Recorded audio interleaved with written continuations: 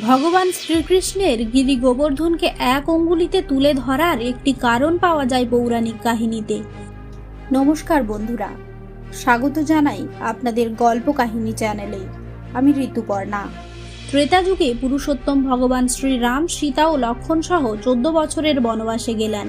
তখন দুষ্টু রাবণ সীতাকে অপহরণ করে লঙ্কাতে নিয়ে যায়।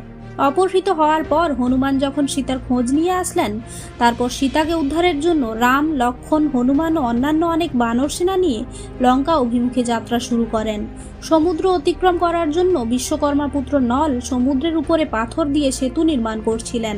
তখন পাথর কম পড়বে মনে করে হনুমান অনেক পাহাড়কে একত্রিত করে এই রাম সেতু তৈরিতে ভূমিকা রাখেন। এরপর যখন রাম সেতু তৈরি করার জন্য একই রকমভাবে গোবর্ধন পর্বতকে হনুমান উত্তোলিত করছিলেন, তখন গোবর্ধন পর্বত তাকে একটা শর্ত দিয়েছিলেন, যেন তাকে ভগবানের সেবা সন্তুষ্টি অর্জনের জন্য সুযোগ দেওয়া হয়। তখন হনুমান হঠাৎ করে খোঁজ পেলেন যে রাম সেতু তৈরি করার কাজ সম্পন্ন হয়ে গেছে। তখন হনুমান গোবর্ধন পর্বতকে বর্তমান স্থানে স্থাপিত করে দেন।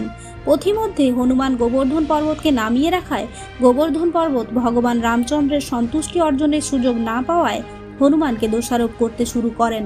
তখন হনুমান গোবর্ধন পর্বতের কাছে প্রতিজ্ঞাবদ্ধ হন যে তাকে যেন ভগবান সেই সুযোগ করে দেন, এর ব্যবস্থা তিনি করবেন।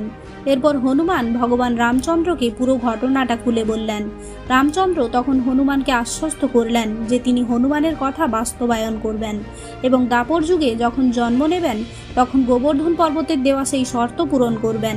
দাপর যুগে ভগবান শ্রীকৃষ্ণ জন্মগ্রহণ করার পর গিরি গোবর্ধনকে এক অঙ্গুলিতে তুলে ধরেন এবং এর মধ্যে দিয়ে গিরি গোবর্ধনের ইচ্ছাটাও পূরণ করেন। তো বন্ধুরা, ভিডিওটি ভালো লাগলে লাইক করুন, বন্ধুদের সঙ্গে শেয়ার করুন, আর এরকম আরও পবিত্র কাহিনী জানতে চ্যানেলটি সাবস্ক্রাইব করুন এবং বেল আইকনটি চাপতে ভুলবেন না। ধন্যবাদ।